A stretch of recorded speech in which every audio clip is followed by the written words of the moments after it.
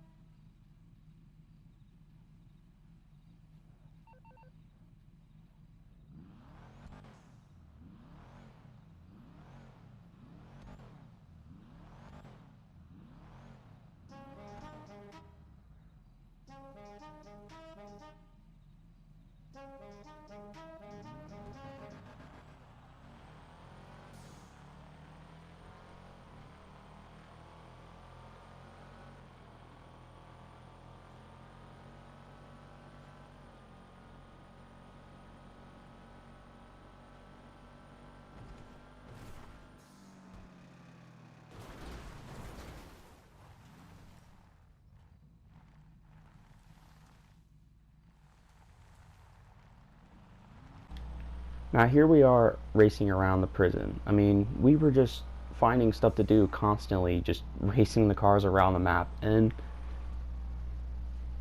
it was just fun. I mean, we just kept racing. I mean, and also keep in mind, neither one of us was using a mic, so neither one of us could talk or communicate, and yet we still managed to have fun and still had a good time. And it was just, I mean, we raced around and around and around and around the prison constantly, passing each other, and it just went back and forth, and it was, we kept seeing, because what I think we were doing is we were trying to figure out how, if the slipstream system works, like in races, we were trying to see if that works outside of races, and it seemed like it was working, because we kept using it to pass each other all the time, and we tried using different racing techniques to pass each other, and I mean, both of our cars were modified, so we both had roughly about an equal chance to pass each other all the time. So, I mean, we just like right there, we just kept passing each other all the time. That's just what was happening.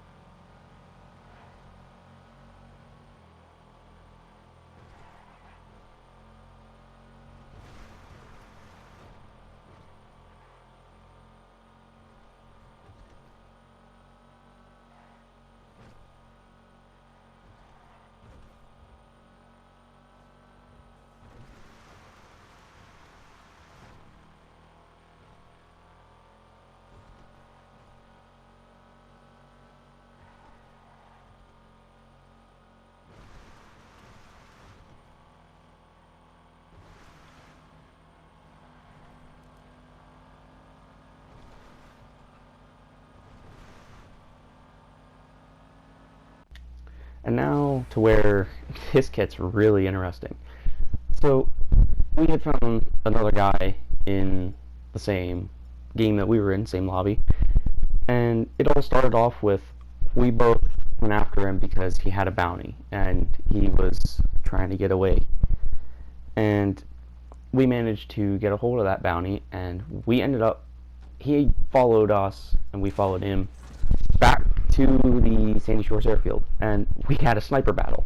That's how that all happened. We just started sniping the heck out of each other. I mean, we were pulling out our marksman rifles and our heavy snipers and stuff like that, and we were just shooting at each other, and it got crazy. It got really freaking crazy. I mean, this guy was a good shot. We all were good with our sniper rifles. I mean, we kept picking each other off like crazy. It was a lot of fun. I mean, we pulled off sniper shots in this airfield, and we found sniper areas and sniper posts and hideouts and stuff like that in the airfield that we didn't even realize were there before now. Some of you may have found these spots, some of you may have known about these already, some of you may have had a sniper battle here before, but for us, this was interesting. It was actually a lot of fun. I mean,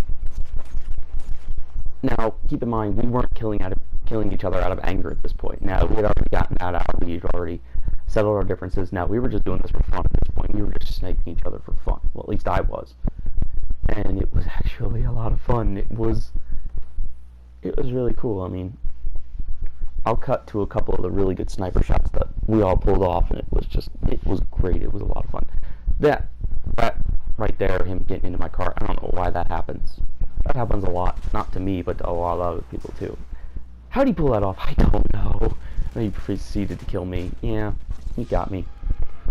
Oh well, that happens. But we were just having an all-out, like, warfare in the airfield, and it was fun because not only is it a big open area, so you got to be really tactical about your shots and everything, but it was like insane. And what he does here, you blew up my baby. That was my baby. You blew it up. Oh well. It's insured, that's why. But in all fairness, it was okay that he did that because, you know, he was on foot, so it was only fair that we were on foot. But we had an all-out battle. We went completely crazy on each other. No joke. It was just shots after shots after shots. And it was a lot of sniper fighting because it's a lot of long-range areas. So we had to use our sniper rifles to be able to kill each other. And it was, wow. Just wow. Okay. I opened myself up for this one. Right here. Just peek out. Boom. I'm down. He got me good. I will tell you what. Got me good. I shouldn't have peeked out, but oh well. This got crazy. And like I said, I'll cut it to parts where it was like, holy crap, how did I do that? Holy crap, what just happened? You know, those kind of moments that just shock you. That was a good shot. I mean, we were just taking each other out left and right, and it was just, wow. And it was like, there was like times where it was like, what are we doing? And it was like, wow, like, I can't believe I just did that. And you'd be like, whoa, dude, did you see that? You know, I was like, and keep in mind, we're all pretty equal in skill. But we ended up finding that out. We're both equal in skill with like our firearms and stuff, and so we were just like doing this for fun at this point.